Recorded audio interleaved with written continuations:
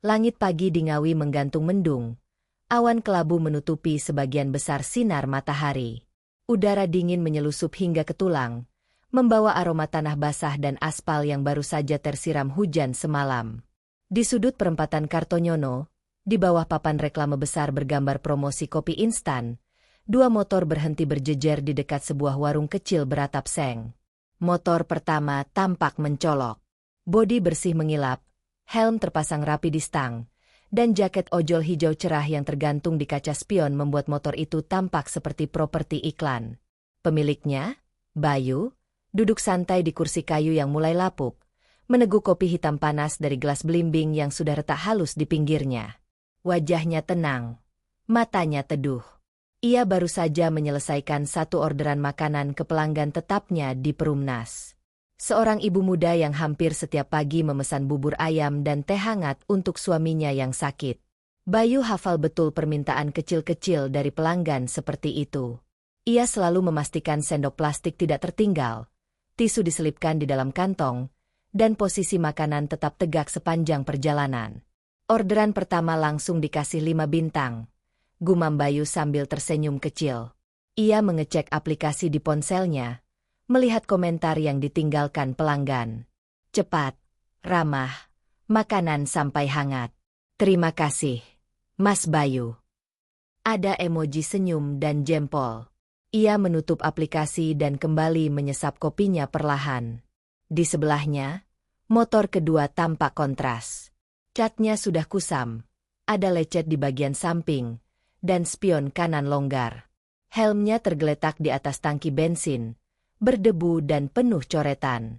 Jaket ojol berwarna sama, tapi warnanya pudar dan tampak seperti tak pernah dicuci.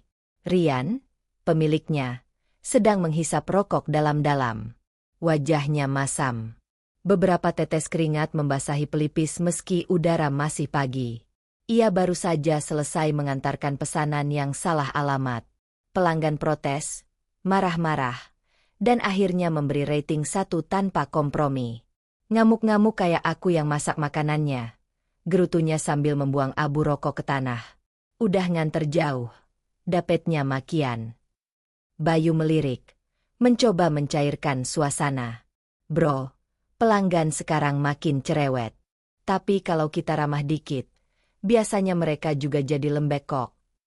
Rian mendengus. Matanya menatap jalanan yang mulai dipenuhi motor dan mobil. Ramah nggak bikin dapur ngebul. Yang bikin kenyang itu orderan, bukan senyum. Bayu tertawa kecil, mencoba tak tersinggung. Ia paham betul bahwa Rian sedang kesal. Tapi bukan hanya hari ini Rian bersikap seperti itu. Sejak lama, Rian memang dikenal sebagai driver yang keras kepala. Ia jarang senyum, sering membalas omelan pelanggan dengan umpatan, dan tak sabaran di jalan. Tapi dulu, mereka bersahabat. Mereka tumbuh di kampung yang sama-sama merantau ke kota. Sama-sama ikut mendaftar sebagai ojol saat aplikasi itu mulai membuka lowongan di Ngawi 2 tahun lalu.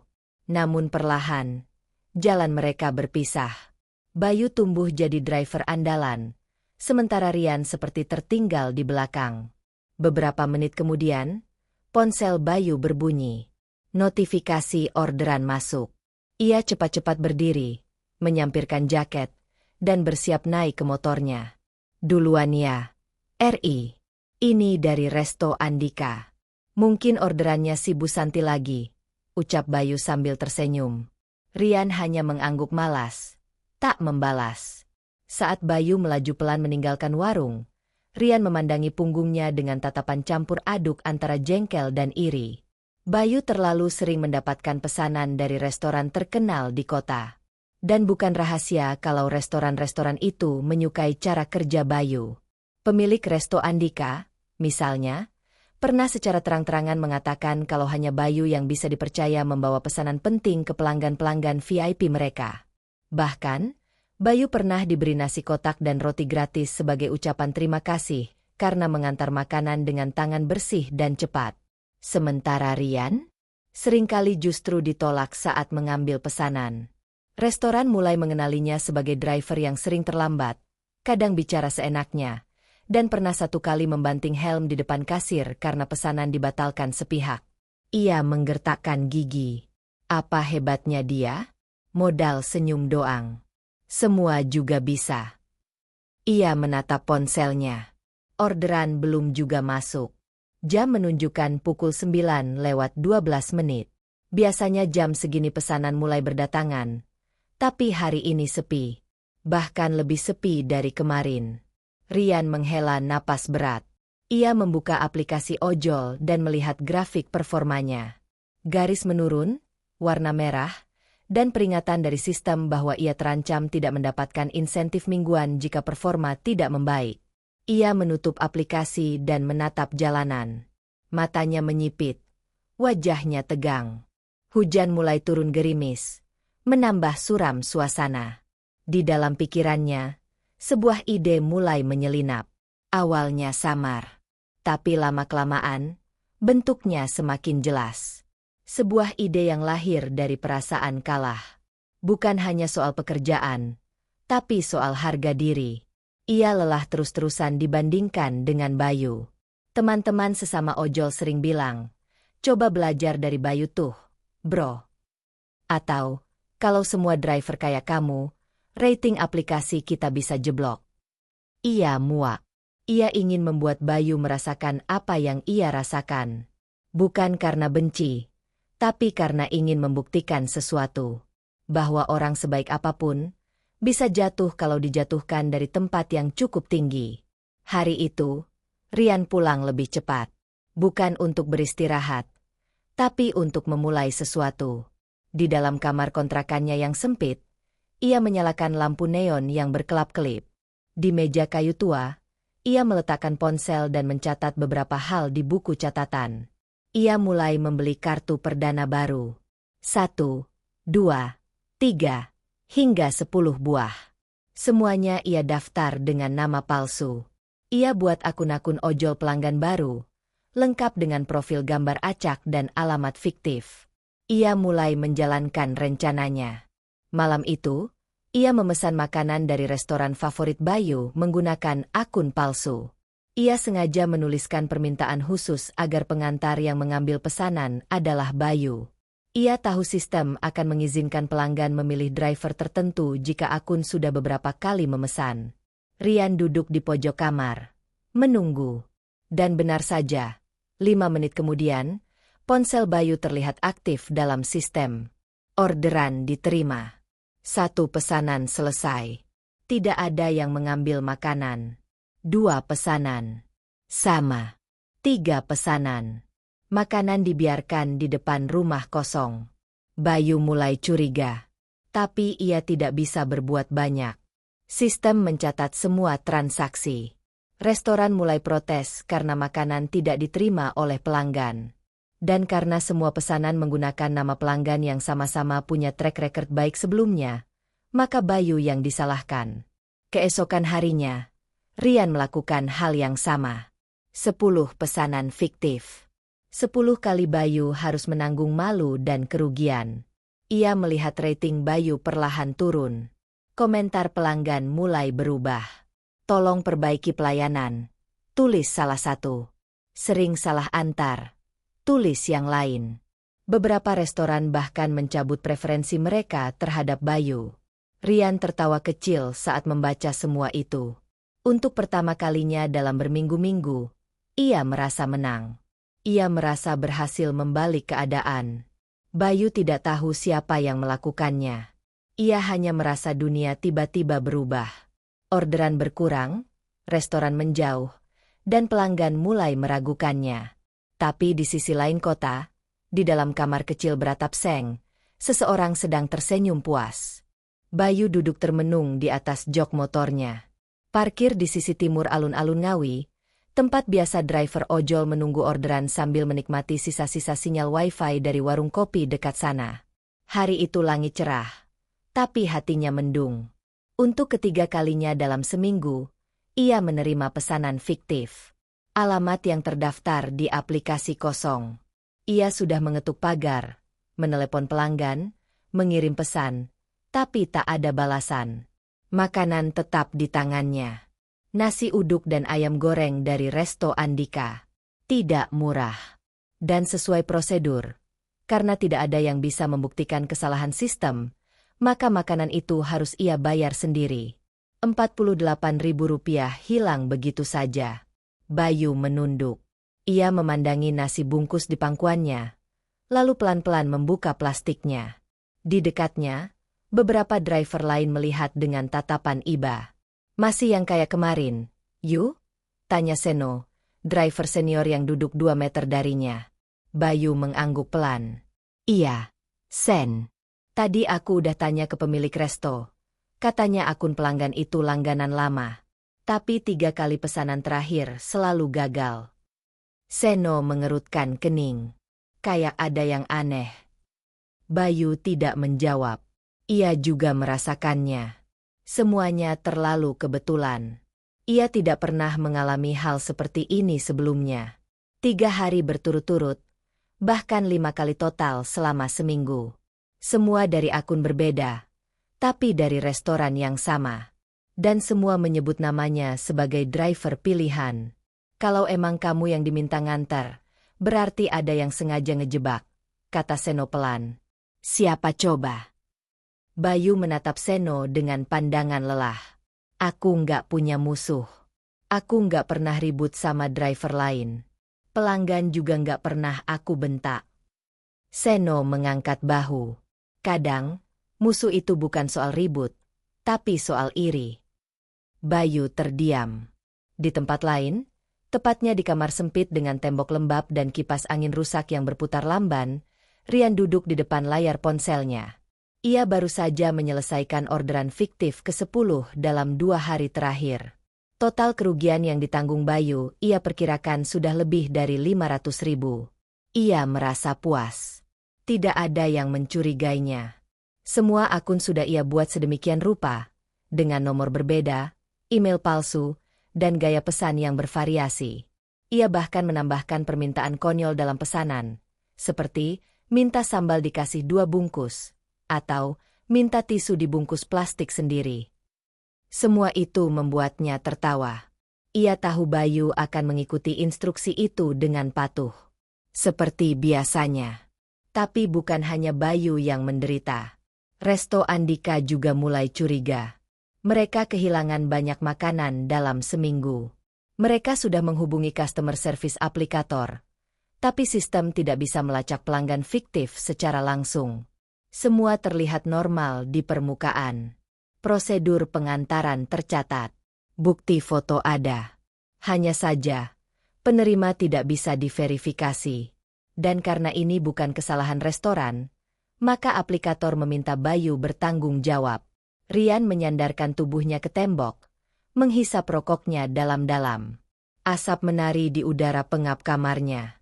Wajahnya terlihat puas, tapi matanya kosong. Ia tidak peduli dengan siapa yang dirugikan. Ia hanya ingin satu hal, membuat Bayu jatuh. Baginya, ini bukan balas dendam. Ini penyeimbang. Dunia terlalu lama memuji Bayu. Terlalu sering membuatnya terlihat sempurna.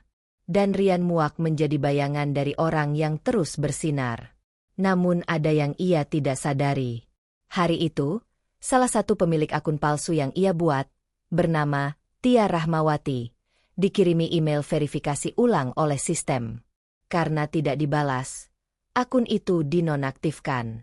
Saat ia mencoba mengaktifkannya kembali, aplikator mengirim notifikasi bahwa alamat IP dan perangkat terdeteksi telah digunakan oleh beberapa akun berbeda dalam waktu singkat. Sistem menandainya sebagai anomali. Rian panik. Ia menghapus aplikasi, mengganti kartu SIM, dan mengatur ulang pengaturan ponsel. Tapi sebagian jejak sudah terlanjur terekam. Sementara itu, Bayu mulai menyusun ulang kejadian demi kejadian. Ia mencatat semua pesanan fiktif yang ia alami, lengkap dengan tanggal, nama pelanggan, restoran, dan titik lokasi pengantaran. Malam itu, di kamar kontrakannya, ia menatap daftar itu lama sekali. Nama-nama pelanggannya berbeda. Tapi alamat yang tercantum selalu berada di satu radius yang sama, sekitar 500 meter dari satu titik pusat. Perumahan baru yang belum sepenuhnya dihuni.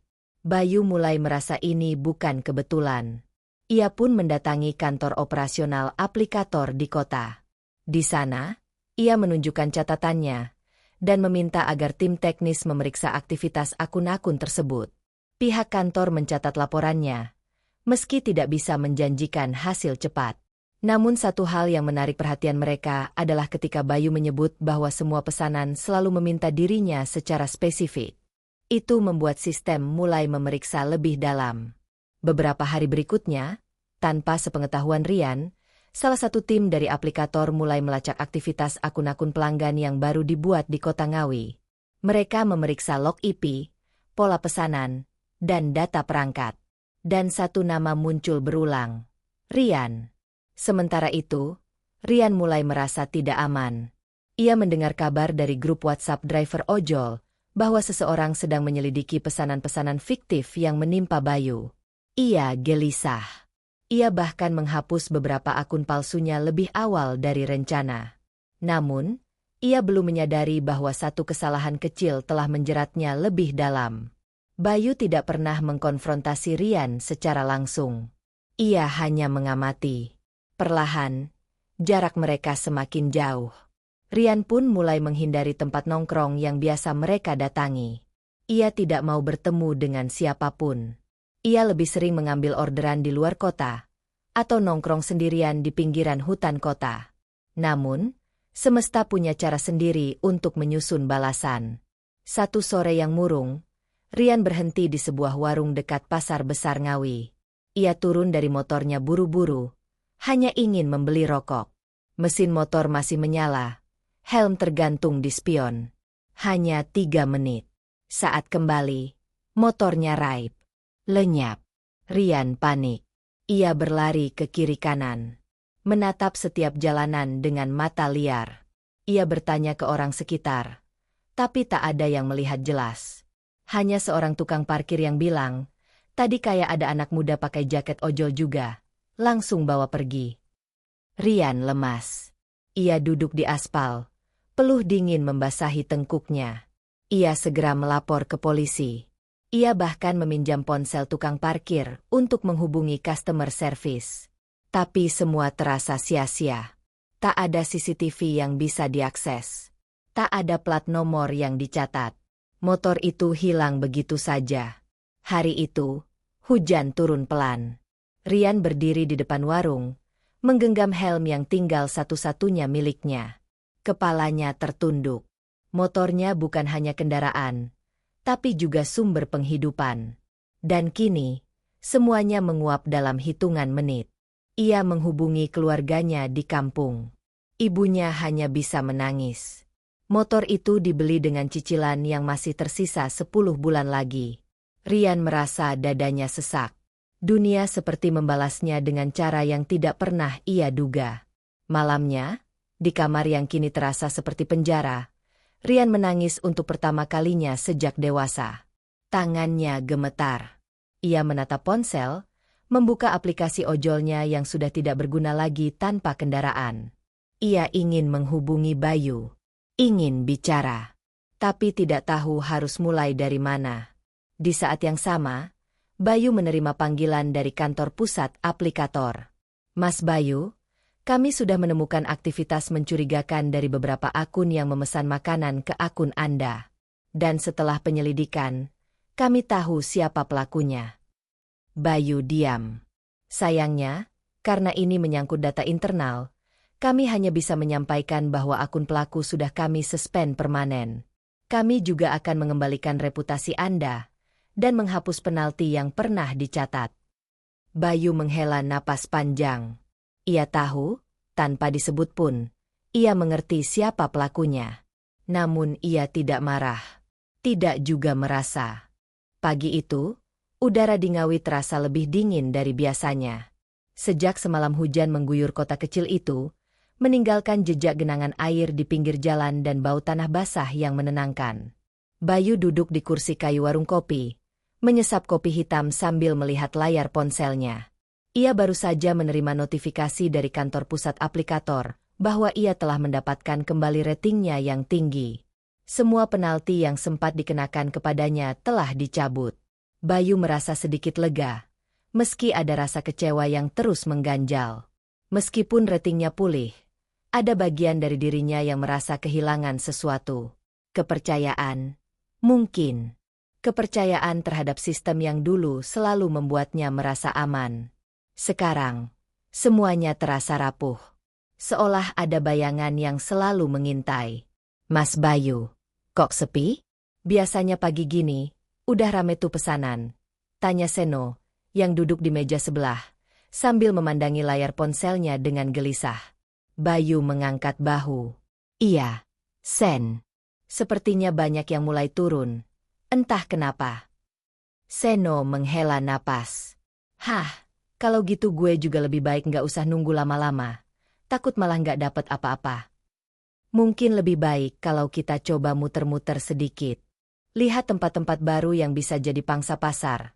Jawab Bayu sambil menatap jalanan yang mulai ramai. Seno mengangguk dan beranjak. Bayu mengambil jaketnya dan bersiap untuk kembali bekerja. Tapi dalam hati, ia masih memikirkan sesuatu. Sesuatu yang tidak bisa ia lepaskan. Rian. Teman lamanya yang tiba-tiba menghilang setelah beberapa minggu terakhir selalu berperilaku aneh.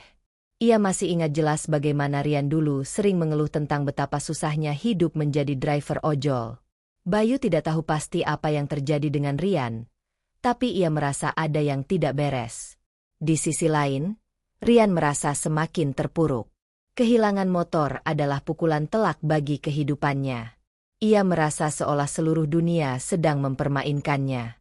Tidak hanya motor, tetapi juga kenyataan bahwa rencananya untuk menjatuhkan Bayu telah gagal total. Sistem aplikator yang ia kira mudah untuk dieksploitasi ternyata memiliki pertahanan yang lebih kuat daripada yang ia duga. Akun-akun palsu yang ia buat untuk memesan makanan fiktif akhirnya terdeteksi, dan ia mendapat peringatan keras dari pihak aplikasi. Namun yang lebih mengganggu adalah kenyataan bahwa ia benar-benar kehilangan motor yang menjadi tumpuannya untuk mencari nafkah. Ia harus membayar cicilan yang terus menumpuk, sementara ia tidak tahu bagaimana cara untuk bangkit. Keluarganya di kampung sudah mulai mengirim pesan-pesan khawatir, dan teman-teman sesama ojol pun mulai menjauh. Mereka tidak mau terlibat dengan seseorang yang terlihat seperti akan terjerat masalah. Hari demi hari, Rian semakin terpuruk. Ia berusaha menghubungi berbagai tempat untuk mencari bantuan, tapi selalu saja gagal. Hingga akhirnya, dalam keadaan putus asa, ia memutuskan untuk datang ke kantor pusat aplikasi dan mencoba berbicara dengan pihak yang berwenang. Mungkin ada jalan keluar, pikirnya. Mungkin mereka bisa memberinya kesempatan kedua. Sementara itu, Bayu terus bekerja seperti biasa. Meskipun perasaan cemas tentang Rian terus menghantui pikirannya. Ia merasa seharusnya bisa membantu temannya. Meskipun ia tahu Rian seringkali membuat keputusan-keputusan yang salah. Bayu tahu bahwa di balik semua itu, Rian sebenarnya adalah orang yang tidak benar-benar jahat. Ia hanya kesulitan dan mencoba mencari cara untuk keluar dari masalahnya dengan cara yang salah. Suatu sore yang cerah, Bayu akhirnya memutuskan untuk menemui Rian. Ia mendengar dari beberapa driver bahwa Rian terlihat di sekitar kawasan kota, dan Bayu merasa ini adalah kesempatan baik untuk berbicara langsung. Mungkin ini adalah waktu yang tepat untuk menyelesaikan semua yang telah terjadi. Dengan sedikit rasa cemas, Bayu menyusuri jalan-jalan kecil yang biasa dilalui Rian. Di sebuah gang sempit, ia melihat motor Rian terparkir di dekat sebuah warung. Bayu melangkah mendekat dan berdiri di samping motor itu, sebelum akhirnya melihat sosok Rian yang duduk termangu di atas kursi kayu. "Ri," panggil Bayu perlahan. Rian menoleh, terlihat terkejut dan sedikit kaget melihat Bayu di depannya. "Mas Bayu," ucapnya pelan, seolah tidak tahu harus berkata apa. Bayu duduk di sampingnya, tidak berkata sepatah kata pun untuk beberapa detik. Hanya mengamati Rian yang terlihat semakin letih dan rapuh. Akhirnya, Bayu memecah keheningan. "Kenapa? Ri? Kenapa kamu melakukan semua itu?" Rian menunduk. Aku nggak tahu, Bayu. Aku cuma iri. Lihat kamu, semua berjalan lancar." Rating kamu tinggi, selalu dapat orderan, selalu dipuji orang. Sementara aku, ya gini, gagal terus. Bayu menatapnya dengan penuh empati. Kamu nggak perlu melakukan itu untuk mendapatkan perhatian. RI, aku bisa bantu kamu kalau kamu mau. Aku nggak peduli soal rating. Yang penting kita saling bantu. Rian diam untuk beberapa saat. Lalu suara tangisan kecil terdengar dari dalam dirinya. Aku merasa nggak punya apa-apa. Bayu, gagal terus. Cicilan motor, keluarga yang nunggu di kampung, teman-teman yang mulai menjauh. Bayu menepuk punggungnya. Aku paham. RI, semua orang punya masalah masing-masing. Tapi kalau kita terus saling menjatuhkan, kita nggak akan pernah keluar dari masalah itu. Rian menatap Bayu dengan mata berkaca-kaca. Tapi aku nggak tahu harus mulai dari mana. Semua terasa berat. Bayu menghela napas. Kamu mulai dari sini dulu. RI, mulai dari ngomong. Mulai dari terbuka. Aku tahu kamu bukan orang jahat. Kamu cuma tersesat. Setelah beberapa saat berbicara, Bayu dan Rian memutuskan untuk pergi ke kantor aplikasi bersama. Bayu berjanji akan membantu Rian untuk menyelesaikan masalah yang ada, meski hal itu tidak mudah. Rian merasa terkejut bahwa Bayu masih mau membantunya meskipun semua yang telah terjadi. Tapi ia juga merasa sedikit lega. Mungkin ini adalah awal dari sesuatu yang baru. Setelah sampai di kantor pusat aplikator, mereka bertemu dengan pihak yang berwenang. Rian akhirnya mengakui kesalahannya dan meminta maaf atas tindakannya yang merugikan Bayu. Bayu menjelaskan bahwa ia tidak ingin ada masalah lebih lanjut, dan berharap pihak aplikator bisa memberikan kesempatan kepada Rian untuk memperbaiki segala sesuatunya. Setelah beberapa jam berdiskusi, pihak aplikasi akhirnya memutuskan untuk memberi Rian kesempatan kedua. Mereka menangguhkan hukuman dan memberikan syarat tertentu untuk Rian, termasuk pengembalian motor yang hilang melalui proses yang panjang.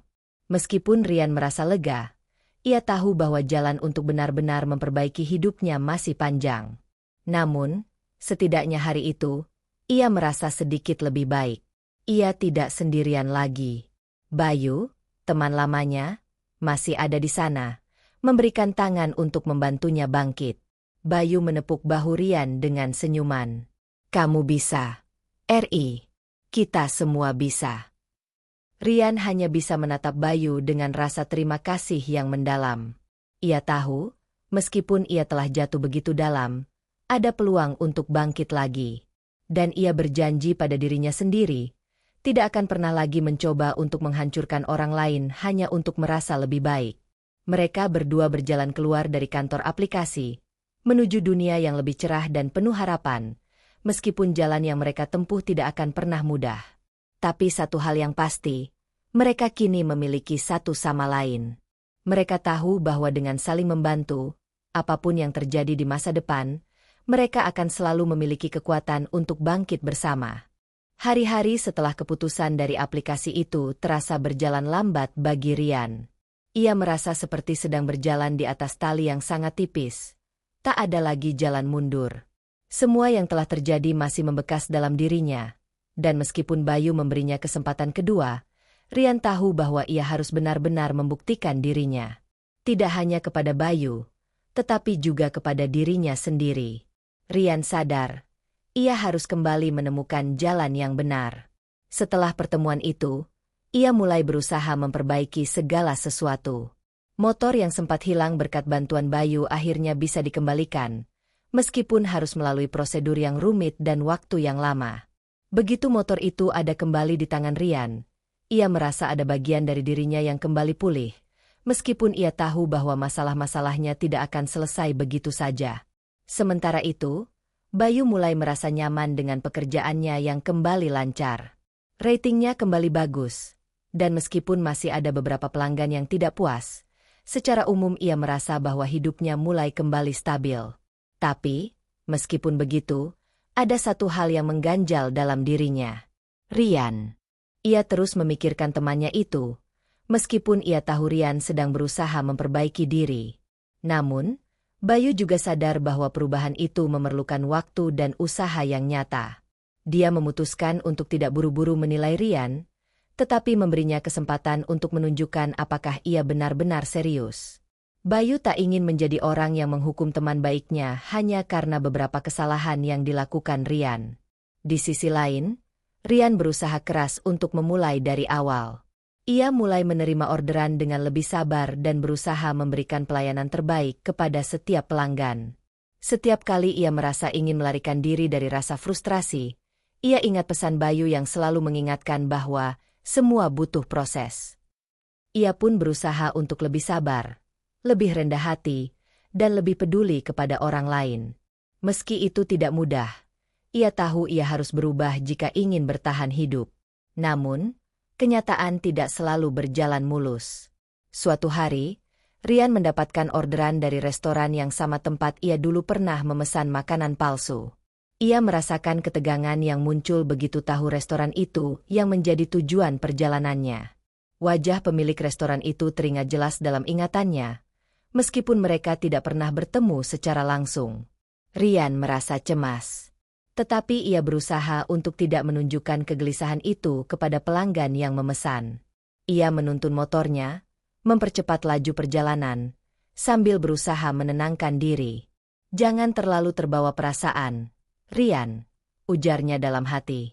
"Ini semua adalah bagian dari pembelajaran."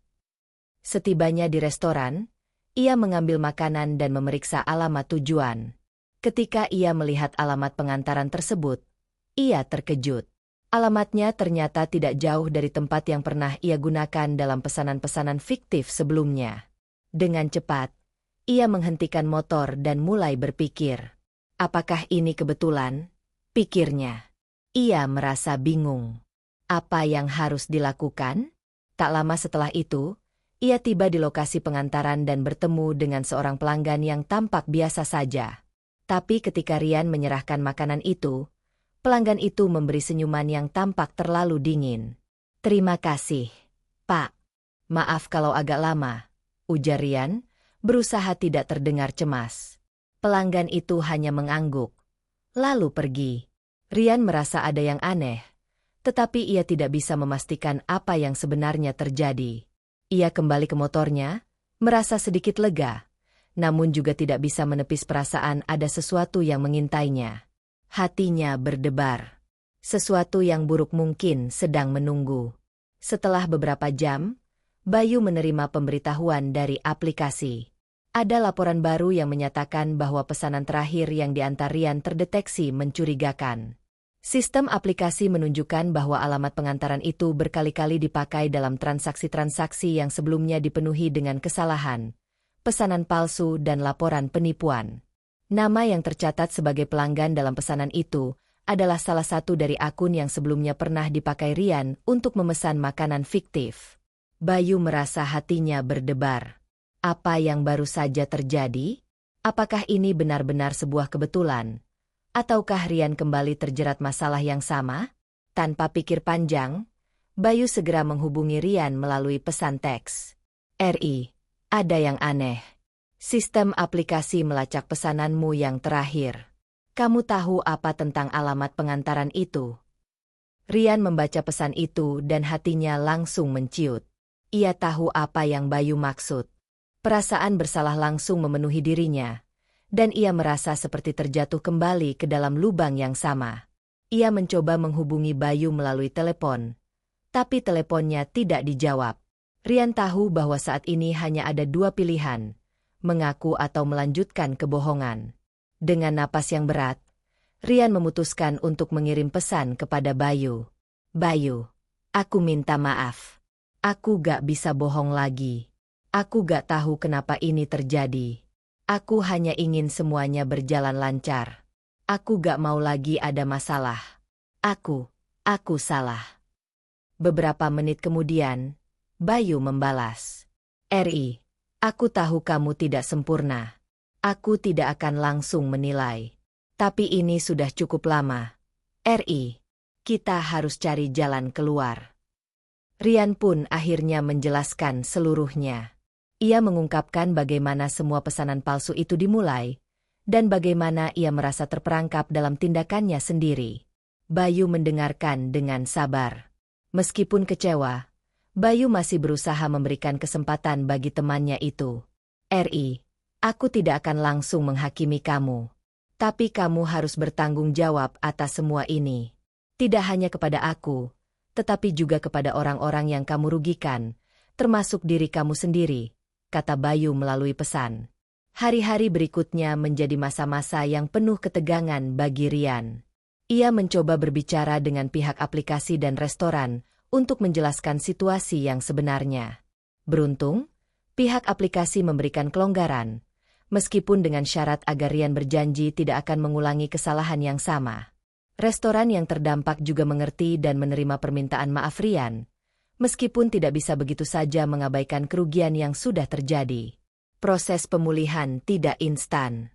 Rian harus berusaha lebih keras untuk membuktikan bahwa ia bisa berubah. Bayu mendampinginya, memberikan dukungan moral, meskipun Rian tahu bahwa kepercayaan itu harus ia peroleh kembali, langkah demi langkah. Pada akhirnya, Rian menyadari bahwa perubahan itu memang tidak mudah, tetapi itu adalah satu-satunya jalan untuk menebus kesalahan. Ia belajar untuk lebih bertanggung jawab, lebih sabar, dan lebih peduli pada orang lain. Bayu, meskipun masih merasa ragu, mulai melihat perubahan nyata dalam diri temannya itu. Suatu pagi, beberapa bulan setelah kejadian tersebut, Bayu dan Rian duduk bersama di warung kopi yang sama, menikmati secangkir kopi hangat. "Gimana kabar kamu, tanya Bayu, sambil tersenyum. Rian tersenyum lemah, tetapi matanya lebih berbinar. "Masih berusaha, Bayu. Tapi aku merasa sekarang lebih tenang. Mungkin ini adalah titik balik yang aku butuhkan." Bayu mengangguk.